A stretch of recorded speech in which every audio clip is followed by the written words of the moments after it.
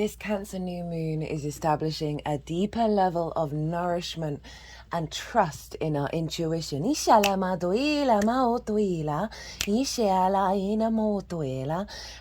and welcome to the All 12 Signs video series for the Cancer new moon. My name's Chloe. I work with card divination, astrology, and as you just heard, and as you can see, I channel multi-dimensional energies through my body, both in the form of physical light language, which is the movements of my hands, and the vocal light language, which you just heard. For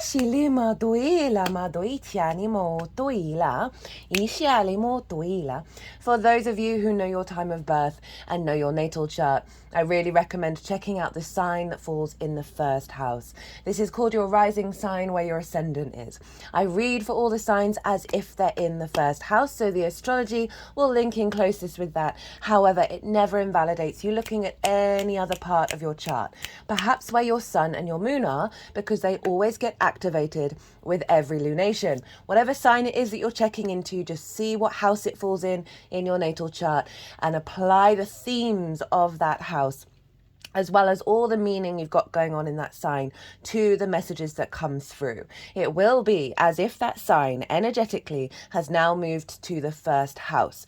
So the astrology will still link in from the rising sign. You've just got to add on your natal chart meaning of that sign on top of it. As always, take what resonates, leave what doesn't. I am reading for Aries in this video, so let us begin. Aries rising, how you doing, Aries? For those of you who are new, didn't quite catch the introduction, I channel multi-dimensional energies through my body, and that's going to be coming out throughout the reading, both in the form of the vocal light language, which you just heard, and the physical light language. Which is my hand movements. And all of this is bringing in healing, attunement, and activation codes to the messages that come through in the reading. It's just one of the ways that I channel. So I read for the rising sign. So for those of you who don't have Aries in the first house, which is the rising sign, look to the house that it does fall in. Look to the themes of that house in your natal chart, and you want to apply those themes, as well as all the meaning you've got going on in the sign of Aries, to the messages that come through. It will be as if that Aries energy of your natal chart, wherever it falls, has now energetically moved to the first house. So the astrology for the rising sign will still link in. You just got to add on your own natal chart meaning on top of it. Right, Cancer new moon. I apologize for the delay in getting these videos out. Today is the 5th from GMT backwards, so to the Americas. The moon is happening happening today. In the UK, it's like 2 minutes to midnight.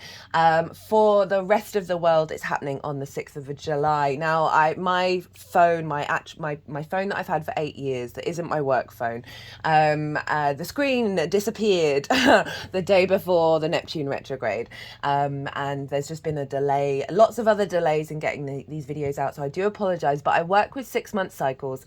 So the energy that comes through in these readings is to work with over the next 6 months. So you're not missing out on anything that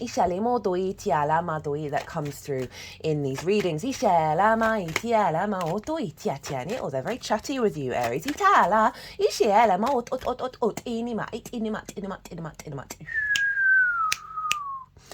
Now, this is quite a powerful new moon for various reasons. I break down all of this in the collective reading. That's always the first reading to go out, where I really explore the energetic feeling of the astrology of the exact moment of the moon. And that's how all the celestial bodies are talking to each other. And so that forms a harmonic, energetic blueprint that we then work with. So I really expand on what that feels like. And the more you sort of understand from your own personal connection to what I talk about in the collective reading, the more you then know how that's showing up in your life and how you can work with it. I also talk about some of the major themes, astrological themes that are going on. There's all sorts of things linked into moon cycles, into the eclipses. Aries, you've got the North Node in your sign at the moment. And I go into that in a lot more detail.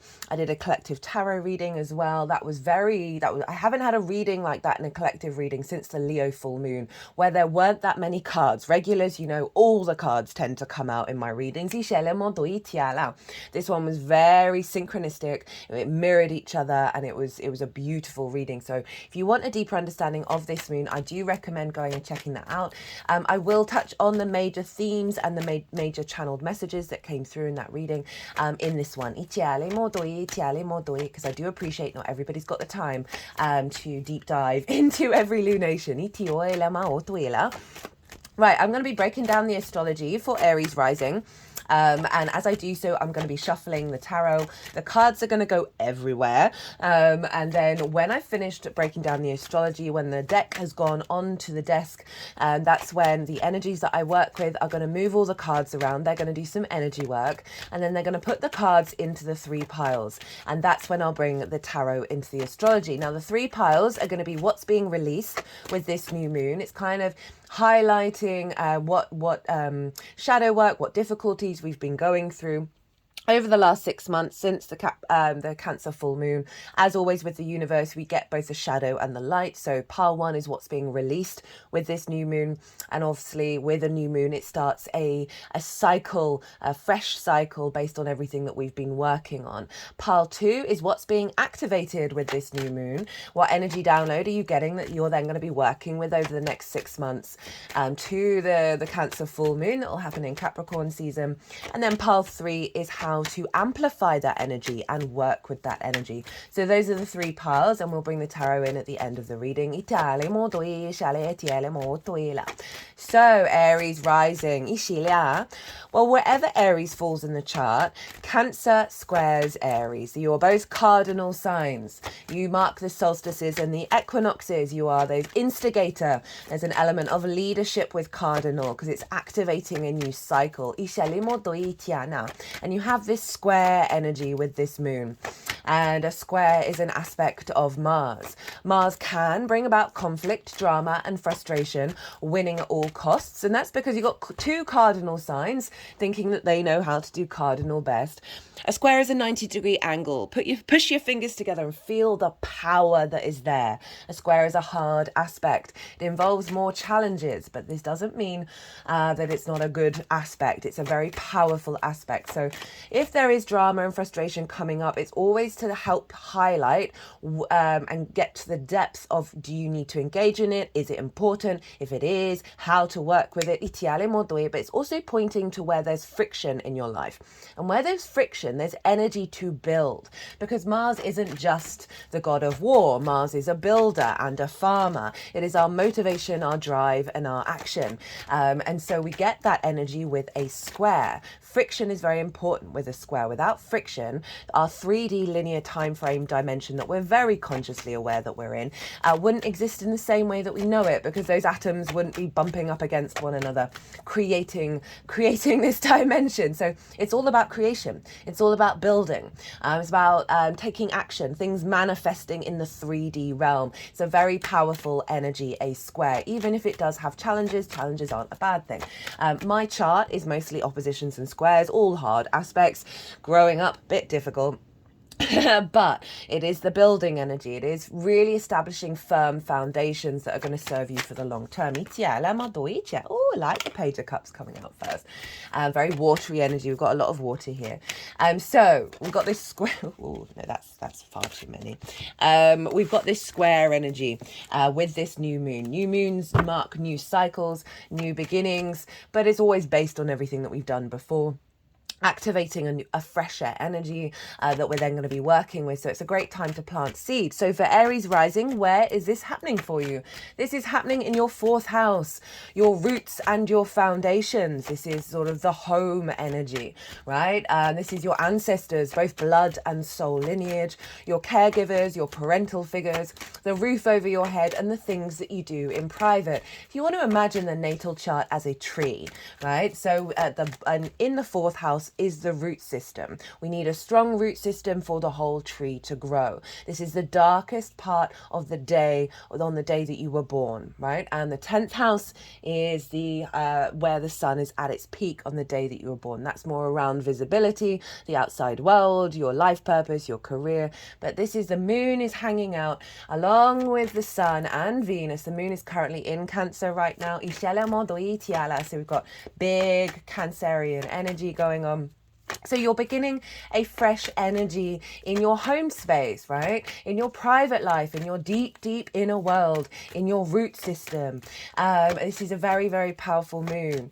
This is marking a shift of energy in regards to the lunation cycle. So Aries, since the hybrid eclipse last year, when you had 2 Aries new moons in your sign, that marked a cycle of where the new to full moons were in conjunct one another, right?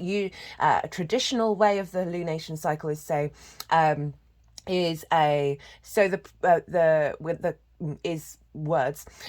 new moon in Aries and then the full moon in Libra, right? So Libra is opposite your sign, so it's a straight line. The opposition that is brings in an alignment that's very straightforward and streamlining. Now, since your season last year, Aries, the moons have been in conjunct. So the last lunation cycle that we just had, we had the new moon in Gemini followed by the full moon in Capricorn. So rather than a straight line, we have the opposition, which is the straight line, but the in conjunct is just the one sign either side of the opposition. So it's a straight line and then a bit of a curveball. Now, in conjunct energy, very maverick, very unconventional, breaking against tradition.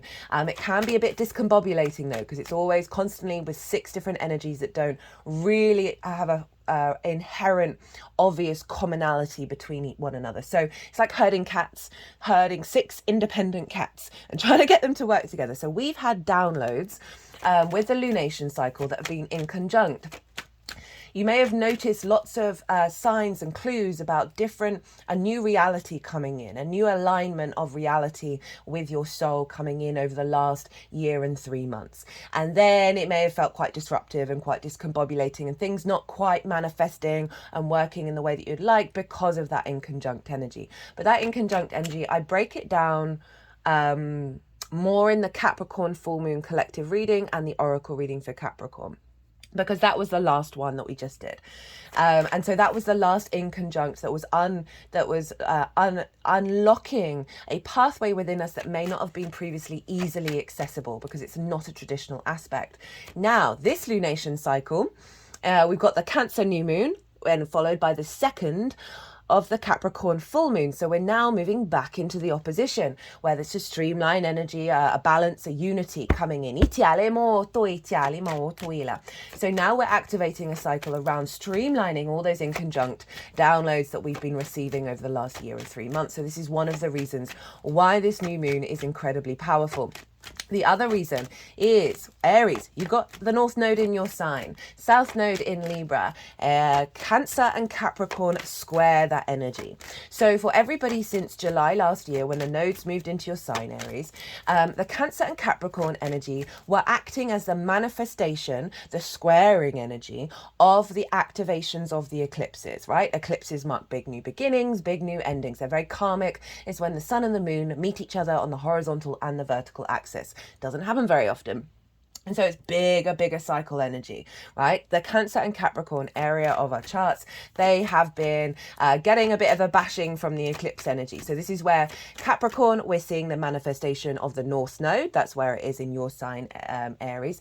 And the Cancer area of our chart, since July last year, has been representing the manifestation of the South Node. The amount of people I've been talking to who have been like, oh, things just aren't really manifesting.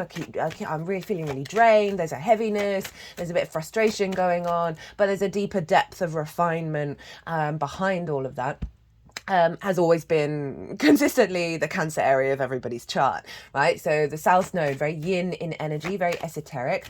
For those of you who haven't seen my nodal transit series for the Aries Libra axis, Aries, I do recommend it. That's for the whole transit. That's the overall theme of the whole eclipse cycle. I talk about this a lot more in the introductions of that transit. It's in its own playlist. It's really easily accessible.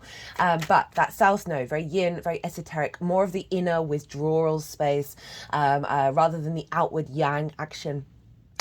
It can be about releasing things, releasing old patterns, releasing toxins, and a sort of a bit of a drain, a bit of a heaviness, as well as a deeper refinement, right? That South Node manifestation, South Node, we often feel quite comfortable in this area, even if it might be draining.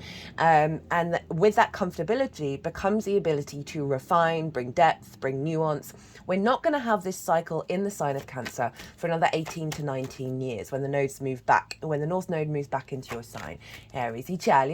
So we're going through a huge transition with the Cancer area, a deep refinement, but it is seeing a heaviness and a drain and a bit of a frustration for everybody. So this has been going on, as I said, since July last year, in your home, in your roots, in your foundations, a deeper connection to your ancestors, a refinement of your relationship with your caregivers, your parental figures, a deeper refinement of your connection to your home, to your private life. But it may have just felt there's a bit of a drain, there's been heaviness, things maybe have not been manifesting in the way that you'd like. And just a bit of frustration going on. And now we have a new moon here. So we're shifting a cycle from the perhaps more difficult energy of the South Node to, with this new moon, activating the deeper refinement of everything that we've learned from July last year with what's been going on in your home life.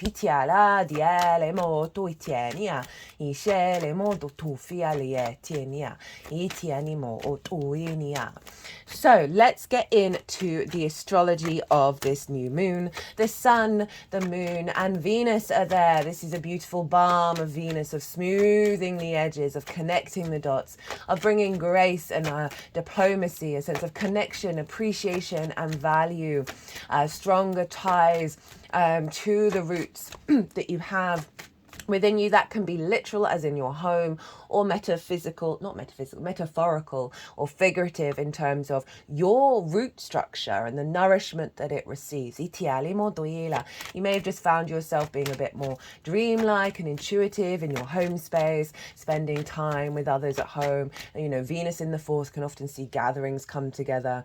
You may have been having really in-depth conversations because of that South Node yin energy being activated, where it is a deeper, more philosophical, esoteric experience, a contemplation of your relationship dynamics and what does love mean to you. But Venus overall is activating a deeper nourishment and love into your roots and your foundations. That sun and the moon, are you planting, what seeds can you plant around this new moon? Again, a heightened intuition of connection to your ancestors, and helping heal some wounds, bring so much to say, always so much to say. The moon represents our unconscious spaces, our intuition, our emotional body. How are our needs being met or not being met? How do we give and receive nourishment? So you can activate new cycles and plant seeds around activating a deeper level of nourishment in your roots, a heightened level of actions that you're going to take, feeding your roots the needs that you want to be fulfilled. You don't have to be consciously aware of it, just setting that intention can really give support, giving nourishment and fulfilling the needs of your ancestors in order to clear past timelines. More intuitively alignment with the wisdom of your ancestors. Activating a heightened level of connection with your caregivers, any wounds you may have had, if your needs aren't necessarily being met, making peace with that, as well as activating the possibility of those needs being met. Heightened intuition in your private life and the things that you do in private, that's allowing you to tap into your intuitive emotional body around meeting your needs at home, that then and filling that into your roots, that then spreads out into the rest of the chart. A deeper connection with your home, with your private life. For those of you who may want to move, sending out a signal to the universe of what it is that you need in your home. If there's any, if you're living with anyone, having healthier, happier, more loving relationships in your home life.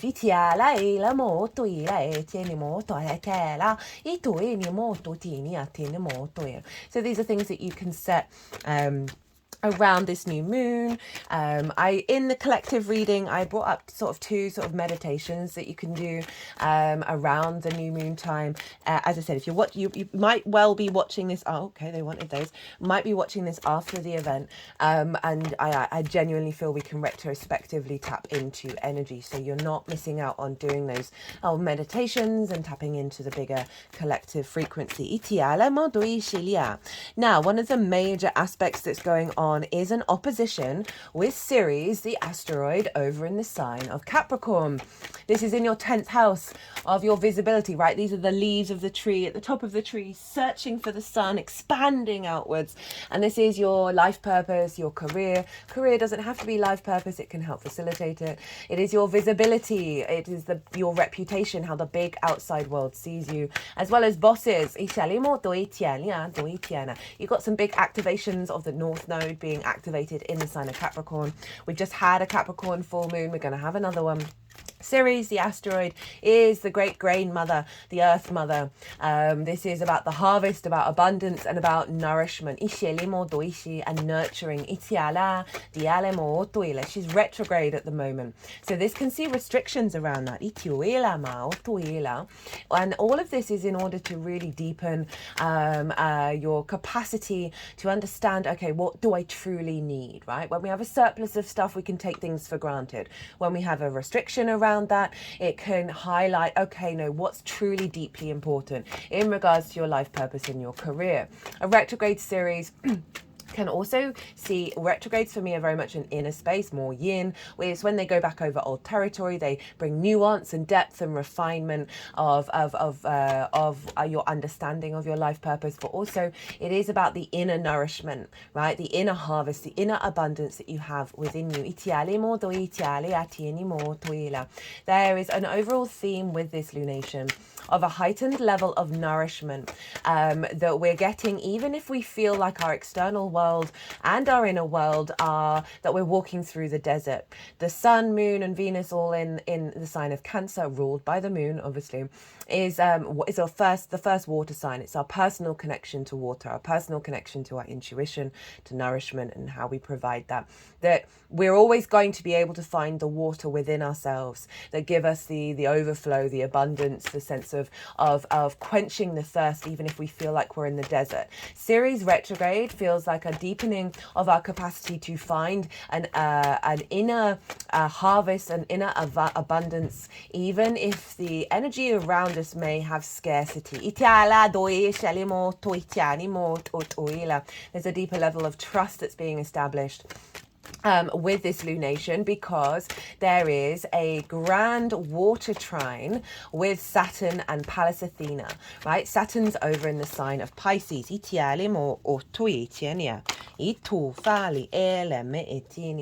which is in your 12th house, your hidden house, your house of mysteries. Saturn's favorite place to be is the 12th house. You got a lot of support there. Regulars, you know, I've been banging on about this for a while. I did a Saturn retrograde, which went retrograde on Saturday. A pick a card reading, you might want to go check that out, and because it's in your 12th house, which is a very potent house. This is where anxiety, depression, grief, loss can hide out, as well as the magic of your soul, because it's the unconscious spaces. It's a place of withdrawal, but Saturn moving through there is giving a level of commitment and maturity and responsibility of your understanding of those difficult energies, as well as making the magic of Pisces real, so drawing out that magic that is the magic of your soul into your reality. And this is funneling into this moon, as well as Pallas Athena. who is an asteroid representing embodied wisdom and strategy, and she is in the sign of Scorpio, which for you is in your 8th house. This is about the outside world's resources as well as relationship dynamics, the give and exchange between you and anything other than yourself, time, money, energy, intimacy, as well as things like insurance, mortgages, inheritance, both 3D and cosmic inheritance. All these 3 houses are very magical, right? You've got your ancestors down in the 4th, you've got your relationship dynamic with source over in the 8th, and then you've got the magic of your soul in the 12th. So I'm just gonna have to pause. I've got a tickle coming up. This has been happening so much. It doesn't happen to me in person. Every time I come to sit to this desk, this tickle in the throat chakra comes up. There's clearly stuff going on. We're going to have a retrograde of Mercury in Leo soon, so I think it's very much linked into that. Apologies, Aries. So these very magical houses are in combination with one another. And so it's all being pulled into this moon. So Pallas Athena, that embodied wisdom, the strategy, the long-term thinking in regards to our fixed water of Scorpio, of really giving you a higher perspective around relationship dynamics. And that's with, as I said, with you and anything other than yourself. And then we've got Saturn in the 12th, giving you a level of authority and maturity around the difficult energies, as well as activating a stronger foundation to your connection to the magic of your soul, all funneling into this new moon. And this is why the trust comes in, amongst other things, amongst that Capricorn full moon that we just had. That was pretty damn powerful. That gave a level of solidity energetically that was like, whoa. But this is Saturn, longer term cycles, Pallas Athena, long term thinking, into our intuition, right? Into our water body, the memories that we have in our water, healing some wounds around that, and then allowing us to trust what our intuition is guiding us to do. With that nourishment of Ceres over in the sign of Capricorn in regards to your life purpose and your career.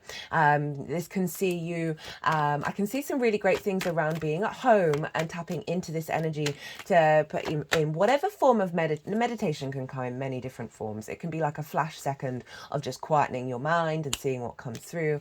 Having a bath, that could be a really great thing at home.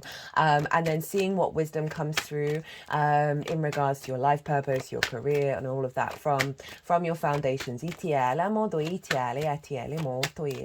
know, I talked about relationship dynamics of people that you live with, but it also can be old dynamics of people that you used to live with before that may be still haunting you. Oh, whoa.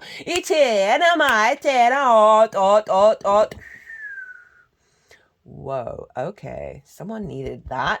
Oh, that was a big bit of channeling there. They're just sort of they're like that over the heart chakra. They sound a bit pissed off, to be honest. Like, F you, everybody. Let's clear this blocked energy that has limited your understanding of your connection and the intuition you get at home from wounds that you face, right? The 4th house has a lot of trauma in it. Let's be real. Our caregivers, our parental figures, they mess us up no matter what they try and do. The ancestors are there as well, and they've not always lived a good life. We've not always been good in our past lives, right? We've been the good, the bad, the ugly, and the beautiful. And there can be levels of shame. I do apologize for the loudness and the veracity of the channeling. I can't really do anything about it.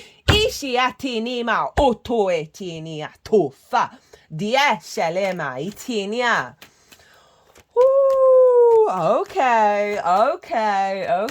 And I feel like what this is clearing out is any all right. He started just sort of shaking my head, and not shaking as in no, but like shaking energy in and out of it.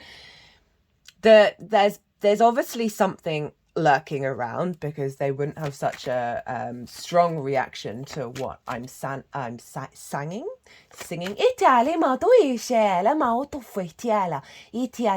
Right, okay. Sing at home. Right? Even if you're not really comfortable with your voice, maybe sing in the bath, Find somewhere that's got some good acoustics in your house. And don't think about what it is that you're singing. Just open your throat, open your voice, and let it come through. Sing to some water. Maybe sing in a bath or in the shower if you don't have a bath. Just let your voice come out around water, and I feel that's going to, on a personal level, help release some stuck energy, as well as bring in activation codes of healing and reconnecting to the root memory of self, beyond the sensitivities and the wounds and the emotional hurt. Having Cancer in the fourth, hypersensitive, hyper intuitive, hyper emotionally aware of, and so having that with your parental figures, the ancestors, that can see you be just being very on guard about other people's emotional responses and having to take that all on. They're sort of hitting the deck over the heart chakra.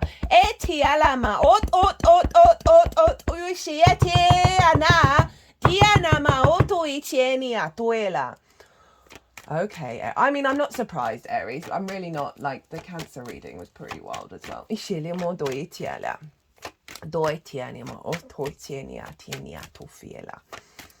Oh, right. What do I want to say next? That was a lot.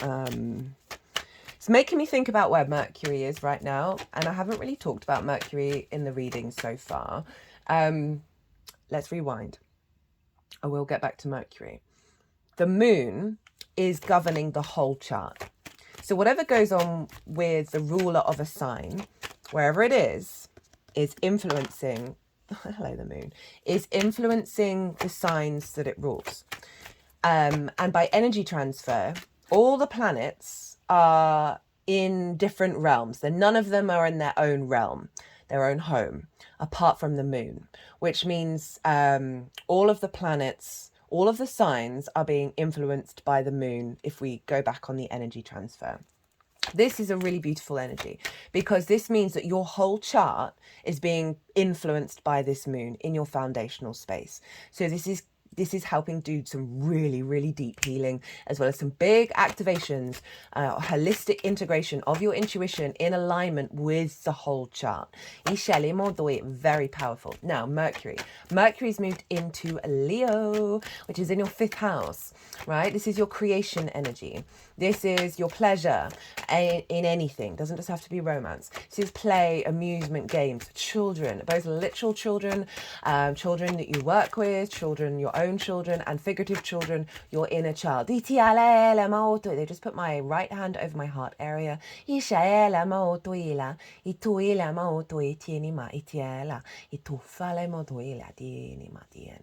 As well as creative things you birth into the world that feel like your children. It is about romance and dating. So the inner child's there, which is why I was drawn to the Mercury energy.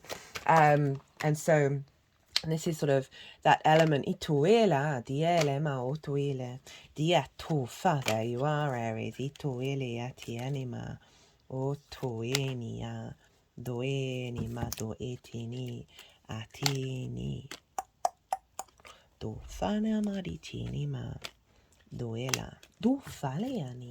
Venus.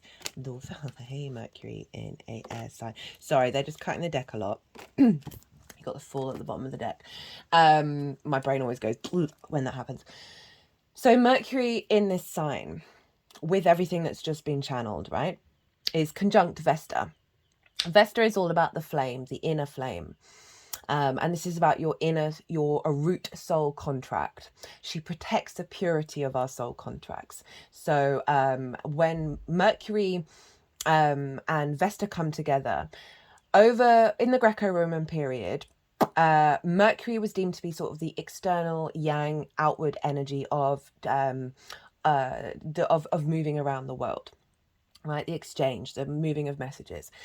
Vesta was deemed to be the inner home, and across the board, no matter what status you had, everyone had a idol of Mercury and Vesta, or Hermes and Hestia for the Greek terms. And so when they come together, they bring a union between the external and the internal world, and our capacity to collect the information, Mercury, to bring flow to our inherent soul frequency. In your fifth house of your creation energy, right? And your inner child. With, as I said, with everything that's just been channeled, there's clearly some energy around that is being transmuted with this new moon around the wounds of your inner child. In that fifth house, right, a lot of addiction can show up because of any wounds that we may have faced in our early years and our past lives and our ancestor stuff. So if you're not resonating in terms of your own life, it can often be about a past life energy or some ancestor work that you're very kindly doing the work here to help them out. And the other side of it is, again, with that clearing, with the communication, with the voice, with the singing, it doesn't have to be in key, doesn't have to feel no shame about what comes out. Just trust in your intuitive, emotional responses that flow from that. And then we're going to be activating a deeper connection to your soul frequency from your creative energy, right? That is going to be for, because this is ruled by the sun, Leo, and this is all being pulled back into your fourth house of the capacity to find that joy, find that creativity and that pleasure in your roots and your foundations again. Okay, how are we doing for time? Oh my God, I think this is going to be a long one, but I'm going to stick with it because this has been pretty damn powerful. Now, the sun and the moon are closely aligned in square to the nodes. So, and we've had some lunations that are square by sign, not necessarily by aspect. This is square by sign and by aspect. And so we've got a doubling down on the manifestation of the eclipse cycles. And so we're now drawing in the North Node energy as well. If you watch the North Node, South Node, Aries, Libra transit series that I did, I talk about the ebb and flow between the North and the South Node and how they're not separate. They feed one another. And with Ceres over in the sign of Capricorn, this is called a grand cardinal cross, grand cardinal square, where we've got all the cardinal energy being activated. Now, it can feel like we're going to be pulled in all these different directions. So this is self, home, other, life purpose, right? But inherently you want to get to the center of it. You want to be in the eye of the storm, and then it turns into a generator where you've got this massive generator that you're working with from your foundational roots, in regards to balancing the self and the other and extending outward in your life purpose and nourishing very deeply your roots. You're going to be working with that for the next 6 months. Lilith is conjunct the South Node in your 7th house of the other, right? This is business, intimate one-to-one relationships, business partners, clients, friends, long-term committed romantic relationships, and source, right? And so that South Node has been draining that energy, refining that energy. You may have seen things fall away as well as relationships getting more depth and more alignment. Lilith is all about respect, honor, dignity, and equality. If she's not finding that in relationships, I mean, it's very much her mythology is about relationships, but doubled down in the 7th house, right? She'll go and have a conversation about it. And if she's still met with hypocrisy and hierarchical systems that don't make sense, i.e. being told that she can't do a thing, even though the other does the thing for no good reason, she's going to pack her bags and leave. Incredibly independent, but seeking the capacity for relationships where there's two independent souls who are just ebbing and flowing with each other and co-creating, rather than codependency, rather than domination and subjugation. And it's interesting, we've got that 5 of Swords showing up. So Lilith is activating a heightened level of, for me, the 2 of Cups is Lilith energy, even though it's Venus in Cancer. For me, that equality, eye to eye, coming together with love, respect, honor, and dignity. That's what Lilith's agenda really, truly, truly is. And if that's not going on, she can get pretty damn feisty.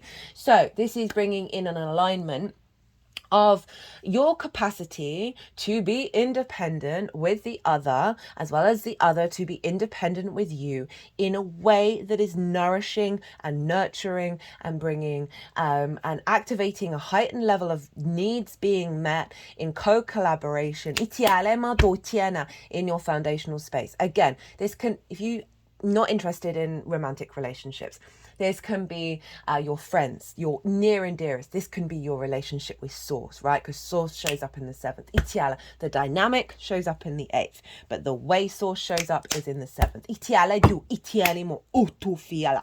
Itialima itiana. So, however that shows up in your life, whatever you're being instinctively drawn to, this is getting a strong foundational new beginning with this new moon. Itialemo doitini. Venus is sextiling Mars over in the sign of Taurus, which is in your 2nd house of your skills and your tools, of how to manifest and bring in regular income. It's the things that you value, as well, most importantly, how you value yourself. You've got a lot of motivation and drive around understanding your own value and refining your skills and your tools, so we can link this into one-to-one clients of really honing those skills. And it's sextiling Saturn, right? And Saturn's trining Venus. Oh, I forgot to mention what a trine is. A trine is ruled by Jupiter in terms of the grand water trine that I was talking about. Saturn, Pallas Athena, the sun and moon, Venus. Trine brings inspiration, brings things together in order to expand, bring elevation, inspiration, wisdom, a sense of faith and knowing, a flow of opportunities and abundance and luck. So beautiful energy coming in there.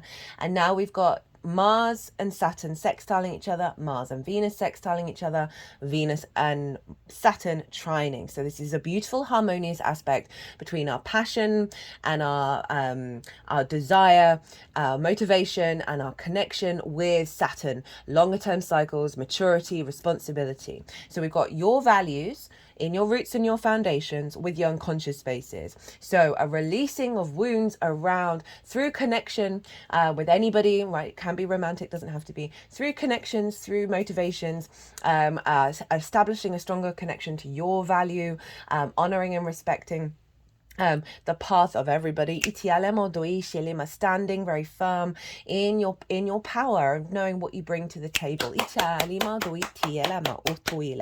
Right, that is this. I think there's other stuff going on, but I'm not gonna go too much into it. It's all in the collective reading. Look to where your sun and your moon are in your natal chart. Look to the houses that they're in and the themes of those houses. Those themes have likely to have shown up in the lead up to this moon, as well as play a role in how it unfolds, because they're always linked into the lunation cycles. If you're planting seeds, setting intentions in the unconscious space of the moon at her darkest point with the vision of the sun, you can tap into your intuition to see whether you want to bring in any of those themes to work with this energy.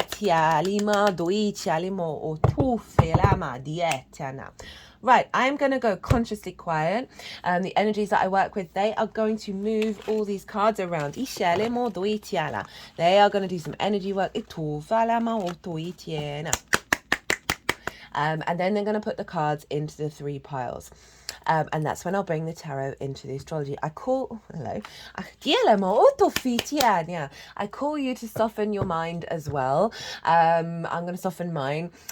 You just had loads of information. Let it all settle into your unconscious, and then see what intuitive hits come up in regards to this moon, the intentions you want to set, how you're connecting to it on a personal level.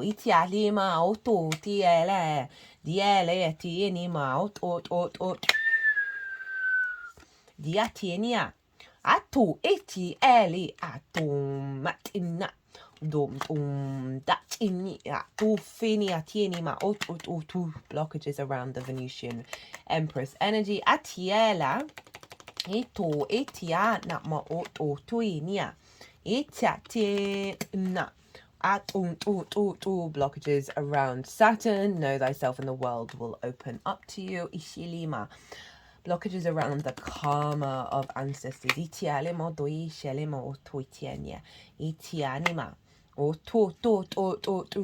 blockages around emotional control. I'm seeing this about, I was talking about having Cancer in the 4th can have a heightened sensitivity to the external world, right? That means it may have disrupted your ability to stay in your power. And the King of Cups is shown up for every single reading. This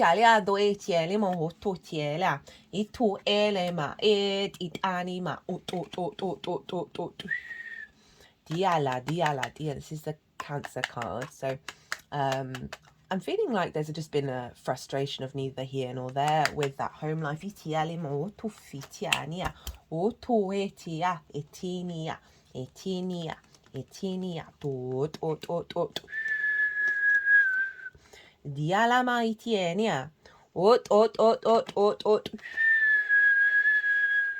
Diala. Di eni, 3 kings, itialima. Di sheni atiania, ati atu, etianima, etile, etu la ma, ot. Di alima, otuenia, I ala, otuenima, ashilema, di alama, itinima. Itini ma atinia. So that Page of Cups was in reverse here. We'll remember that. Itini, Atalia, di elima, do inima, ela, do etinima, otu, di enia, di ele ene, otuinia, etinia, atene. Etu enima etana otinianima otoelama etinima die ot die liana otoinia tinia dashenima otinima itin atenemo itinia shani atina dienia doeni ma otoila dishenia. 3 major arcana for how to work with it. Itinia, diena, etunima, dienia. Okay, itinia. Fall at the bottom of the deck, over the top of the 5 of Wands. That's been blocking your intuition. Okay, what's being released, Aries? So, Knight of Swords in reverse, 6 of Pentacles in reverse, 5 of Swords, the Tower, 2 of Wands, 6 of Swords, King of Swords. Knight of Swords in reverse. This is what's being released.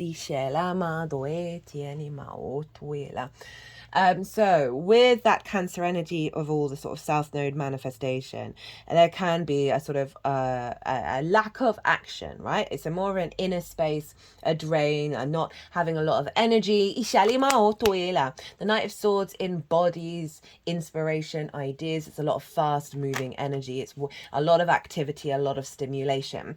So in reverse, it's saying that there's been a block with that. There's been a restriction around that.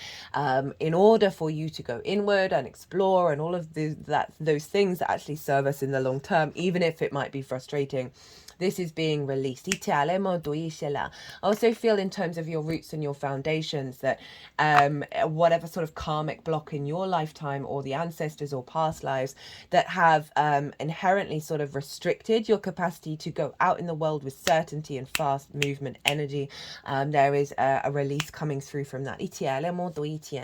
6 of Pentacles in reverse. So a releasing around a lack of balance, right? So this is the one of 2 scales that's in the tarot.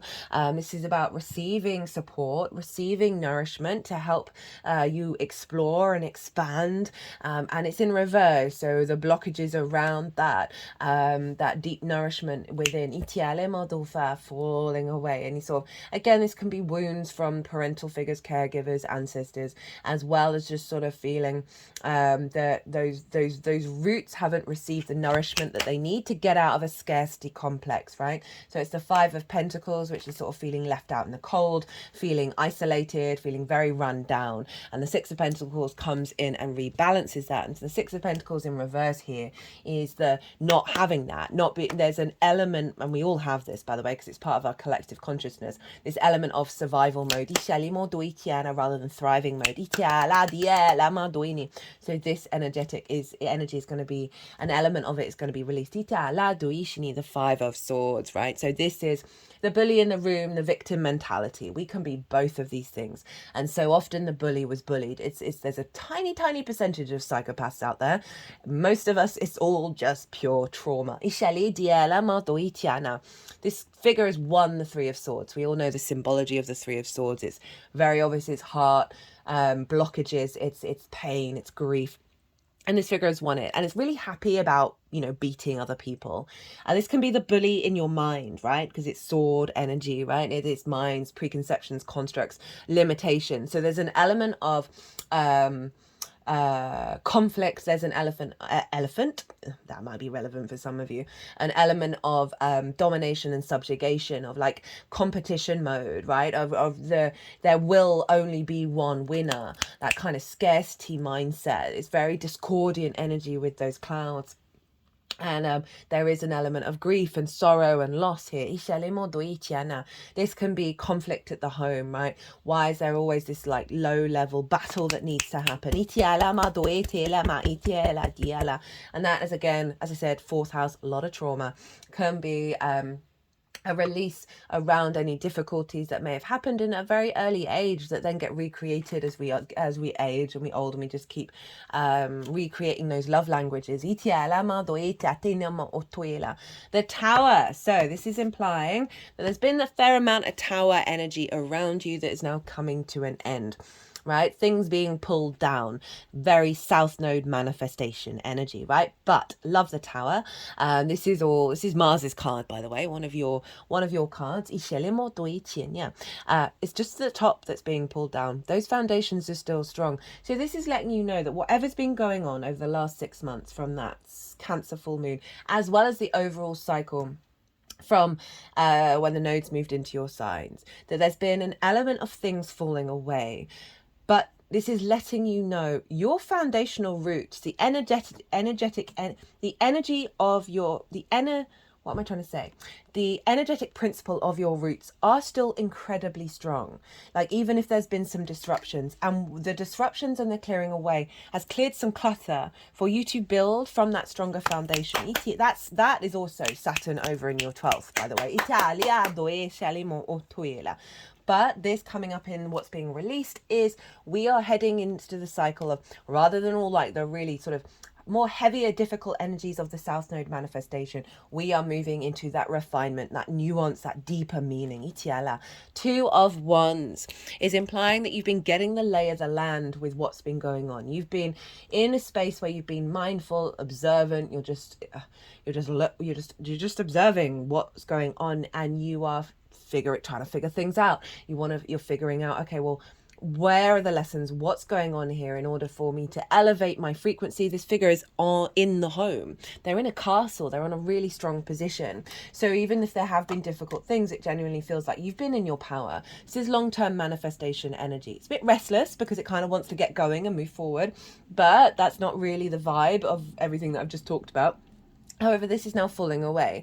This is the end of that cycle of figuring those things out. We're having a really huge breakthrough with this new moon. We then got the Six of Swords. This is acknowledging the difficult times and that you are moving to calmer waters. And we've got a lot of sword energy here. That's been happening quite a lot. I feel like Jupiter and Gemini is pretty loud. These are the core principles, these core perspectives. You're not taking all the small little preferences and details, and you have refined your energy. You've refined your understanding of your roots and your foundations, and you're heading into new landscape. This is falling away, this limbo phase. You are taking those six swords and you are taking them into that landscape of of calm, of tranquility. You're able, you know, whether that is in your life or whether it's your capacity to hold that space despite what might be going on around you, right? Because the universe comes along and gives us a lot of support, gives us a lot of strength. So I'm just messing around with my lights are falling. I'm going to pause. My lights are sort of being a bit disruptive. Sorry about that, Aries. King of Swords. So this is falling away, this sense of over rationality, right? Of needing things to be rational for them to make sense. This is turned up here. I can't remember who else that was for, but this is a very watery, very intuitive, very yin energy. This is kind of beyond it. At its essence, it is rational. We just don't have all the pieces of the puzzle. But the King of Swords can be a little bit stubborn. It's Aquarius energy. It can be like it has to make sense, right? And so I feel like there's been a release around your need for that, the need for it to all make sense in order for things to be released. And that's kind of tying in with that sort of intuitive expression through the throat chakra that I was talking about. Doesn't have to make sense. You don't have to know what's going on for the clearing to happen. It's like surrendering to the unknown, right? Rather than needing to know everything.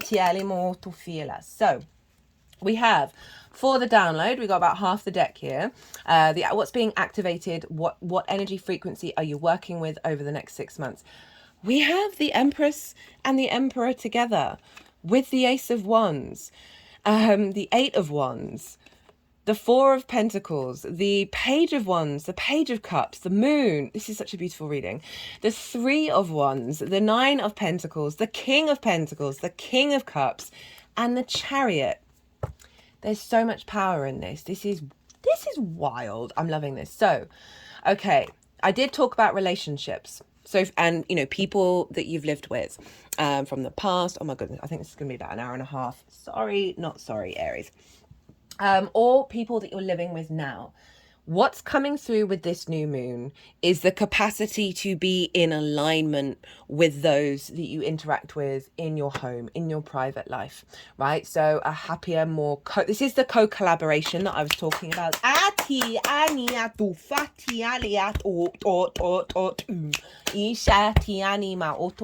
These are two individuals who work together through, this is that Lilith energy that I was talking about. And with that Ace of Wands, it's marking like a fresh new beginning of alignment, right? A relighting of the fire, very virile, very passionate energy. For those of you where that isn't resonating, this also is also your dynamic with source as well. But if on a personal energy, just about you, this is about your alignment with your divine feminine, your divine masculine in your home. Incredibly powerful, right? This is Venus and this is your card, Aries. So this is about feeling good in the 3D world. It's about fertility, creativity, right? A real sense of abundance and enjoyment of life. The Emperor is wise beyond its years. The reason why it has wisdom is because it's gone out into the world experiencing life through its own understanding, right? That's very Aries energy. And through that has learned, it's very autonomous, very sort of authentic in its nature. And therefore the wisdom that comes through is of that authentic being, right? That sense of wisdom and sovereignty, knowing your own divinity, being able to take action on that serves not only you, but your empire. They're just moving my hands. Can we do like that? So interlinking back and forth, the union of the two. And again, the masculine and feminine you have within you, we all have that, as well as the neutral energy. It is not gender specific in any way, shape or form. Woo, powerful. And then it comes with the Ace of Wands, right? So this is really you in your power, in your roots and your foundations, in your ability to create and make wise decisions, of feeding into the nourishment of your roots that's then rippling out. Remember, the moon is ruling the whole chart. So all of this energy is influencing the whole chart. Ace of Wands. This is fresh new energy, fire energy. right? Passions, creativity, drive, motivation, independence, autonomy. So a real sense of vigor and vitality in your home.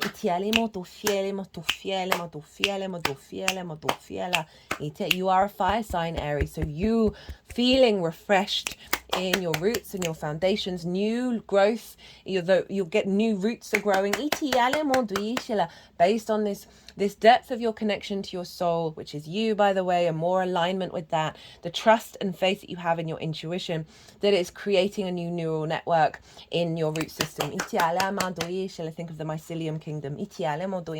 Alignment, 8 of Wands. This is, you've got the 2 fastest moving cards in the deck here.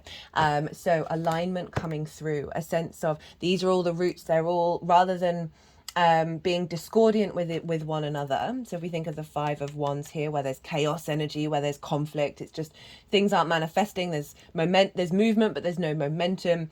They're all in conflict, right? Which has been blocking your intuition. You're starting a new journey with this from the Fool. That's clearing that out. This alignment is coming in. Where you're more in your flow. You are more in your flow in regards to your intuition and your connection. This can be about energy in your home life, things just falling into place. We then got the 4 of Pentacles. Love the 4 of Pentacles. This is, for me, this is about your inner soul frequency, which is you, being protected from the external world, right? Cancer, very sensitive, so you can feel quite overwhelmed by other people's emotions, very highly attuned to them, and perhaps not knowing the difference between your emotions and other people's emotions. Being also quite emotionally suppressed can also be a side energy with Cancer in the 4th. Because perhaps parental figures took up a lot of emotional energy, which then numbed your ability to connect to that, which then in turn makes you deeply intuitive, but potentially disrupted by the external world and other people's emotions. This is saying there's a level of protection coming in for your inherent frequency that's allowing you to then create in the 3D world from a place of stability and structure. There's a crown here representing sovereignty. You are in your power, in your foundational space. This is earth energy, right? How you create in the world. Bring in that series over in Capricorn of your life purpose and your career. So really strengthening your energetic frequency in your foundational space. It's allowing for your expansion over in the 10th. Itiala, Page of Wands, Page of Cups. So this is that inner child work, that creativity of Mercury being in the sign of Leo, being able to receive messages and communications from source. I said that might really heighten your ancestors. Really connecting to your childhood passions, deep inner child healing, that's then uncovering that connection to your inner child that is linking you in integrating into the soul, and with that Page of Cups as well. So we've got this union between your home and your creativity, right? Your pleasure and your roots and your foundations of this water energy with the fire. Really being able to communicate from a place of passion and love with others, in your home, hearing, as I said, the wisdom from your ancestors, very imaginative, very passionate energy coming in, and your capacity to express yourself from your frequency, and with all that power and that alignment of really being able to work with the messages that you're receiving. We have the moon itself. This is Pisces energy, but this is a heightened sensitivity, a heightened psychic energy. A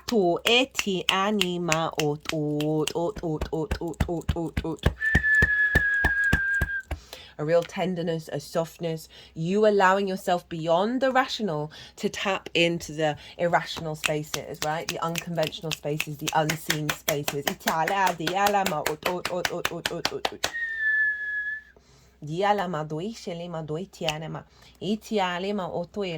3 of Wands.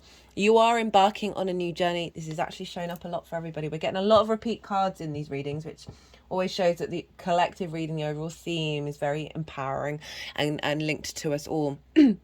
This figure is about to embark on a new journey, but they're on the higher ground. They're very confident. They know they've done what they've needed to do, that Two of Wands, in order to start the new adventure. They don't know what's going to happen. They're not worrying or planning. They are confident within themselves. This is the sun in Aries, guys. So for those of you who have an Aries sun, that's doubling down for you. But overall, as I said, this new moon is activating, because of everything that we've gone through, we're then able to bring depth and nuance to this. Oh, my head's just throbbing at that. Aries rules the head, by the way. They just put, my hands were over my forehead and they're now putting it at the heart chakra.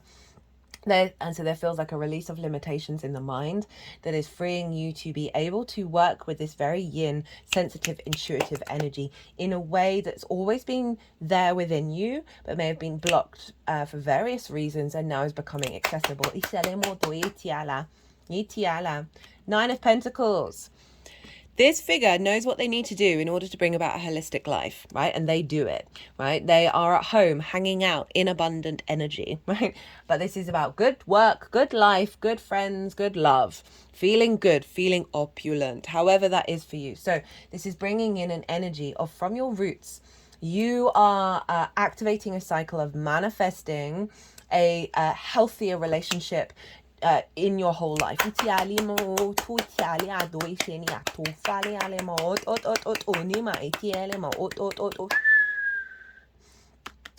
be so the Nine of Pentacles, this is, they're able to say no, they're able to have boundaries and have confidence in the action that they're taking. So that might be relevant to some of you in terms of an element of people pleasing, of being not being able to step into that capacity of actually, no, I need to prioritize this right now. I'm sure that you need something from me, but this is what I need for my long-term goals. It's not about not helping people or engaging with other people and all of that. It's about having a stronger boundary in the way that you move through the world in terms of the actions in your manifestation, because of, I'm thinking of that sort of emotional lack of boundaries, where you're absorbing the emotions of other people. And there's a line is being drawn under the sign with that. King of Pentacles, King of Cups, woo, with the Chariot. Hello, Cancer.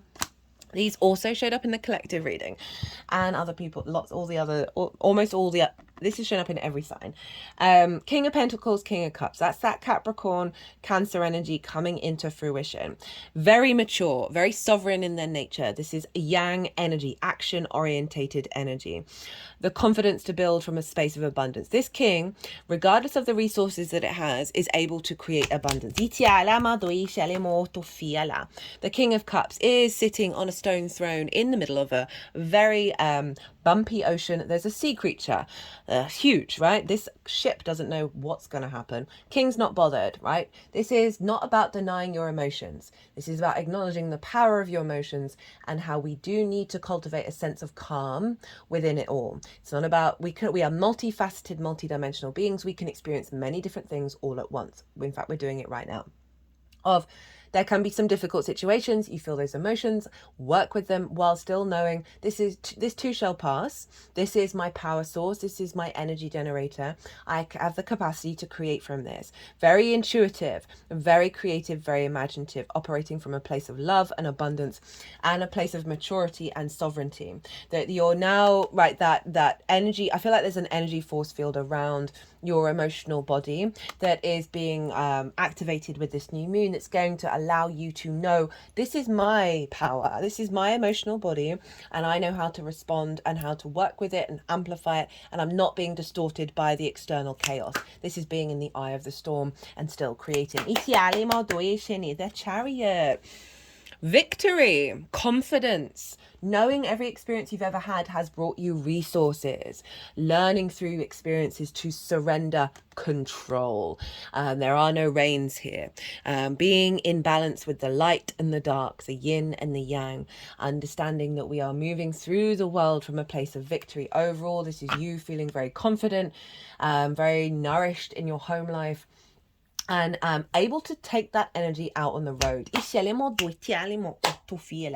itiela.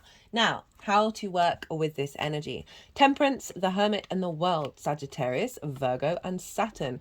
3 major arcana of how to amplify and work with this energy. Temperance, Sagittarius, your 9th house of your perspectives. How you look at the big pictures. But this is about alchemy. So this is saying there's a refinement process going on here. Right, this is a new moon. It takes a while to unfold. This is about alchemizing every part of yourself, refining it, right? Very South Node yin energy, right? Bringing depth, bringing nuance, and bringing it into the angelic frequency, into the 3D world. It is about doing things a little differently, right? The water is going up into the cup. So calling you to break certain habits, just play around, observe what's going on in home life, your foundations, the root of yourself, and open up the space to refine that. You're going to have the energy around you to do so. Again, your perspectives of how you see yourself connected to the big outside world, refining, bringing in the sort of angelic frequency around that, knowing the bigger picture, and then refining from that bigger picture. It's also about magic. So you might want to do some rituals at home, however that is for you, from your own intuition, of just tapping into creating more space in your home life for source to come in, for the ancestors to come in, maybe having a little table or a little space where there's a candle or whatever you want to do in sort of honoring the ancestors. That could be really lovely. The Hermit. Hello, Virgo. This is your 6th house of work, how you work, health and routines. But overall, this is, again, another inner reflection, right? This is the alchemizing process. And the Hermit is knowing your own wisdom. The Hermit's not bothered about the external world and what they think about it, right? It honors its own wisdom. It goes inward. It's standing on top of a mountain, very far away from anything. But people come to the Hermit for advice. This is about that withdrawal, that sense of, who am I? What am I? I find on the peeling back of the layers of self, so much of it isn't us. It is, because everything's us, but it's also not. And the Hermit really calls for you to reflect on that.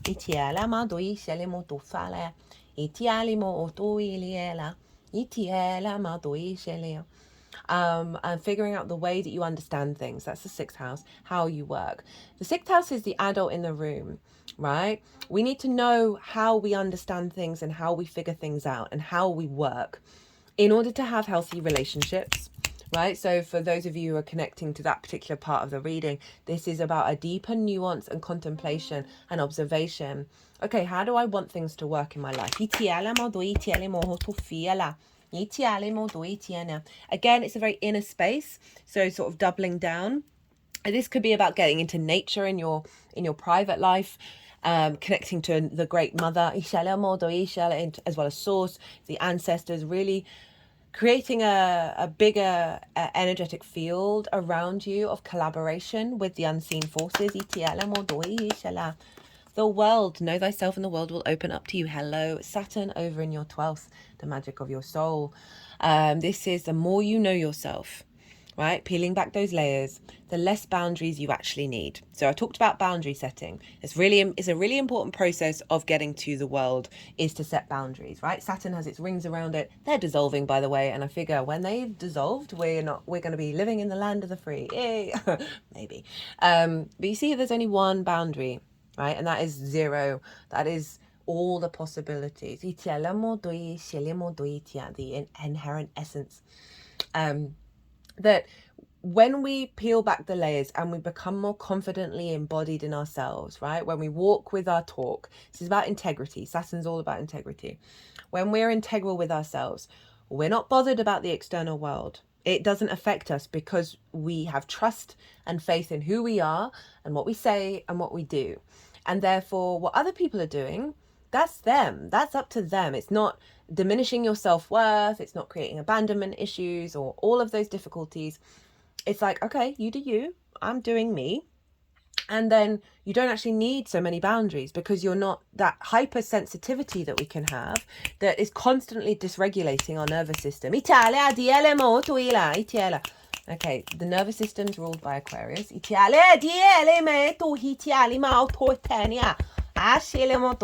So there's obviously a blockage there.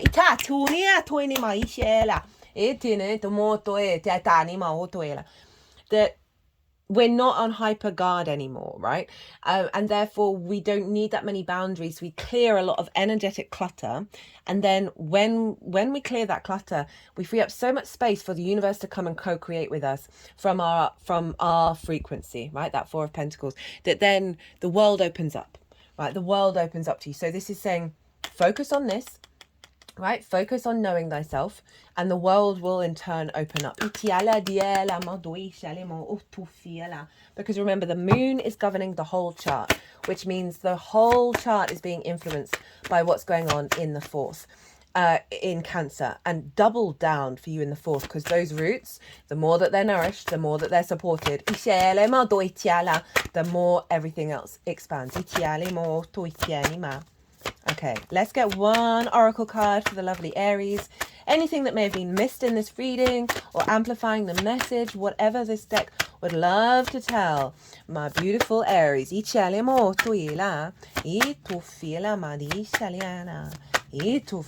courageous warriors, you. Go forth, go, what is it? Go first into the breach. I think it's Henry V, Shakespeare play. I think there's more poetic energy around that. Okay, they want two for you. Okay, we have 46 and 3, so we've got a 10 and a 3. This one makes me cry every time. I very much, I hope this resonates, Aries. It's pretty powerful. It's most powerful so far. Root girl, the disowned self, hidden beauty, the need for acceptance and love. Root girl sits shivering, unclean and naked at the base of the tree of self. She is unloved, unwanted, and shunned for her deformities. She has no home, but is safe burrowing underground to dwell near the deepest roots of this sacred tree. Who is she to you? Could this urchin be one part of you that, reintegrated, can lead you to wholeness and true purpose? This is a part of you, the embodiment of a deeply flawed perception of your failures, manifesting as guilt and shame. When you project envy onto others, or any emotion or instinct that you've learnt to repress or deem unnatural, it's this homeless child self crying for attention, acceptance, and love. You want to lash out, ignore it, push it aside, all the while refusing to acknowledge this ugly quality as belonging to you. But if you would only look into the root girl's eyes, and see the beauty and the unmet need, your unmet need, you would realize that this part of you asks for your compassion and understanding. This part of you was born when you were wounded and were conditioned to believe you're not whole, that your expression of self is somehow too much or too little. You may have even inherited this creature from your ancestors. However, it was this child self came to be, curled up at the roots of your sacred tree self. It's time to welcome her into your heart. When you do, everything you've been searching for becomes illuminated, and your path lights up with renewed purpose. When you come to love Root Girl and claim her as your own, accepting her and your humanity, she is transformed, just as you are. Then all manner of magic begins to arrive in abundant form. Look for the beauty. Ooh, something to focus on. I mean, that's within us all. That card, every time it's ever come out, has been so incredibly appropriate, and there were so many words in there that were just linking into everything that's come through in this reading. I feel very, very grateful for this deck and the power that it has in just bringing everything together in these readings. It is. I'm so grateful for Spirit, for the Creator, for everything and everyone at all times. The Benefactor. Grace and generosity, gifts, support, and mentoring. When the benefactor weaves her energy into your life, you'll put on notice that all manner of positive reinforcement is coming your way. The universe wants to let you know that just as you have been generous with others, serving with your gifts even in the smallest capacity, so will you be rewarded in myriad ways. The most beautiful gift of the benefactor gives you is the recognition that you are stewarding and sharing abundance on behalf of a higher source, one that is always working through you. The motives for her generosity to you, as well as to yours to others, are intangible, although you will see the results reflected in the material world. The benefactor reminds you that it is in the purity of your desire to share without the need for reciprocity that paradoxically your initial generosity is reciprocated, tenfold, seemingly without any connection to the original act. Dream sharing and caring into being. And you will be amazed to see this vibrant seed take root and spread. Do it just because, and the benefactor will give her blessing. Itiala Moduina. Love that that's gone over the Fool, because the Fool operates from the heart space, seeing life, the good, the bad, the beautiful, and the ugly, and as awe of existing and loving and just so open to the world. And I love that the benefactor energy is coming on this Fool's journey with you, that you've gone through a cycle, and perhaps where there's been some frustrations and things not working out, despite how you may have been engaging with the world. That this is with that full energy of this new cycle that is releasing you into a more open heart-spaced energy, that is going to be such a beautiful gift. This can show up in the 3D as it says, but overall I feel that open heart and the trust in your path as you move through the world is a gift that is priceless. I'm going to leave it at that, Aries. Goodness gracious me. Woo! If you want to dive deeper on this or anything else, my website is in the description box, and my email address is on the website as well as on the community page. Aries, be good to yourselves. Be good to those around you. Oh, I forgot to mention, if this resonated, hit that like button. Even if you just like looking at the tarot, that would bring me a lot of joy, and it helps the algorithm, let's be real. Be good to yourselves. Be good to those around you. Safe travels, and be well until we meet again.